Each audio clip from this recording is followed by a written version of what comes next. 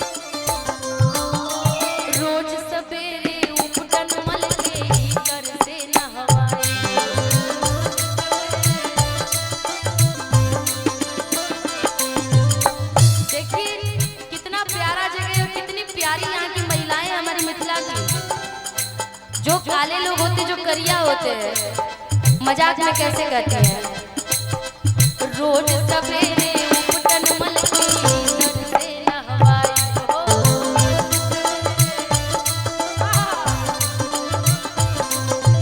रोज सवेरे उपटन मल के से नहवाई हो,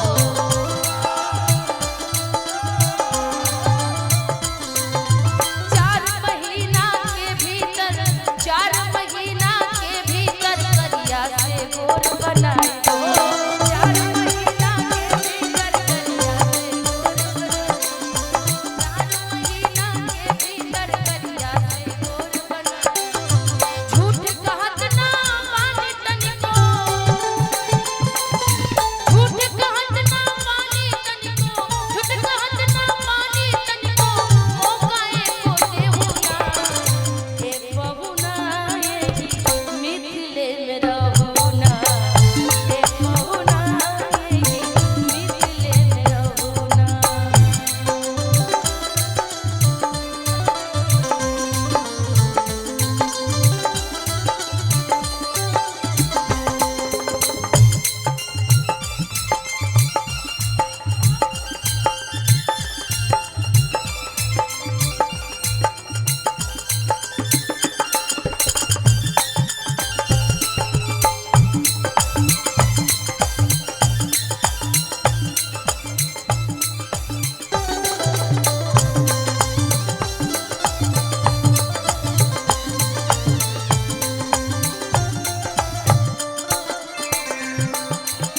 हम चाहेंगे कि आप कुछ लोगों को बुलाएं हैं, थोड़ा बुला दीजिए ना।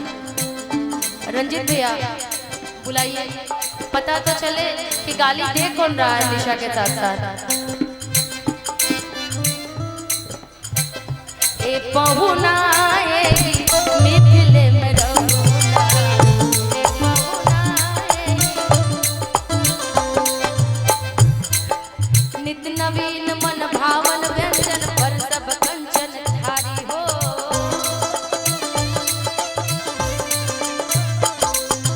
नित नवीन मन भावन व्यंजन पर सब कंचन धारी हो।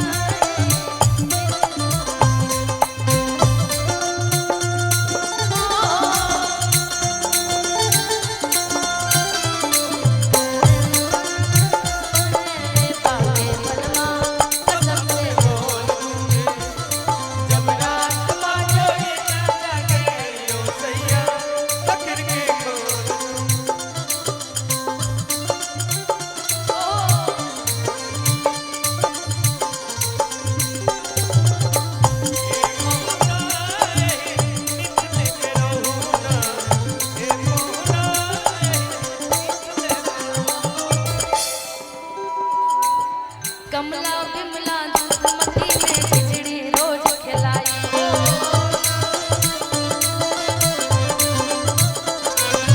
कमला बिमला दूधमती में खिचड़ी रोज खिलाई हो।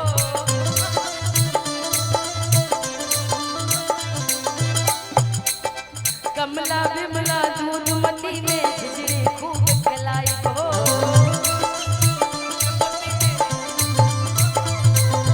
सावन में कजरी गा गा के, तुमको आता है गाली गीत सुनाने?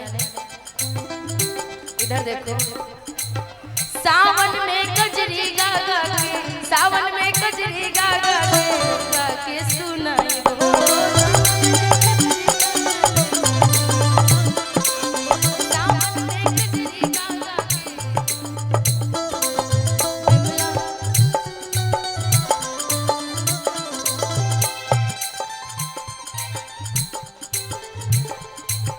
पवन देव से करब निहोरी, पवन देव से करब निहोरा, पवन देव से करब निहोरा, होले होले पहुना, ए पहुना ए मिथिले रहुना, ए पहुना ए मिथिले रहुना, ए पहुना ए मिथिले रहुना, ए पहुना